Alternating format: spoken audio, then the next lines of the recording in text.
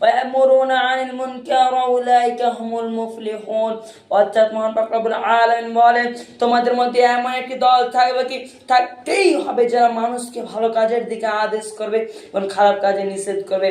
অর্থাৎ আমরা এটাই বুঝতে পারলাম, আমরা যদি মানুষকে ভালো কাজের দিকে আদেশ করি, তবে আমরা যদি মানুষকে ভালো কাজের দিকে আদেশ করি এবং খারাপ কাজ থেকে নিষেধ করি, তো আমরা সফলতা লাভ করতে পারবো। কারণ মহান পাক রব্বুল আলামিন তিনি সে আয়াতের মধ্যে বলেন, যারা ভালো কাজে আদেশ করবে এবং খারাপ কাজে নিষেধ করবে তারাই হবে সফল, তারাই হবে সফল।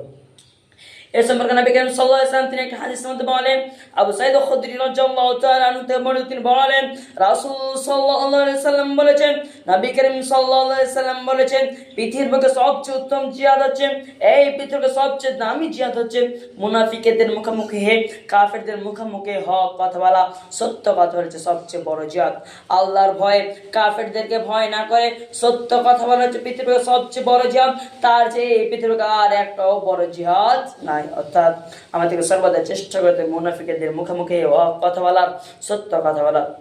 এই সম্পর্কে নবী করিম সাল্লাল্লাহু আলাইহি ওয়াসাল্লাম তিনি অনেক হাদিসের মধ্যে বলেছেন, তার মধ্যে তিনি একটা হাদিসের মধ্যে বলেন, জাবির ইবনে আব্দুল্লাহ রাদিয়াল্লাহু তাআলা আনহু তিনি বলেন, আমি রাসূল সাল্লাল্লাহু আলাইহি ওয়াসাল্লামকে বলতে শুনেছি, কোন ব্যক্তি যদি কাউকে খারাপ কাজ করতে দেখতে পায়, কোন দলকে অন্যায় অবিচার দেখতে পায়, কোন দলকে অন্যায় অবিচার করতে দেখতে পায়, যে খারাপ কাজ করতে দেখতে পাবে, অন্যায় অবিচার করতে দেখতে পাইবে, কিন্তু তাকে বাধা দিবে না, সে খারাপ কাজ থেকে বাধা দিবে না, যে খারাপ কাজ দেখবে কিন্তু বাধা দিবে না, তার মৃত্যুর সময় মহান পাক রব্বুল আলামিন চরম সাজা চাপিয়ে দেবেন, কঠোর সাজা চাপিয়ে দেবেন। এই কথা নবী করিম সাল্লাল্লাহু আলাইহি ওয়াসাল্লাম বলেন।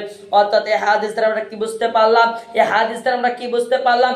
আমরা যদি কোনো জায়গাতে খারাপ কাজ দেখতে পাই, সে খারাপ কাজের মধ্যে যদি আমরা বাধা না দিই, তো আমাদের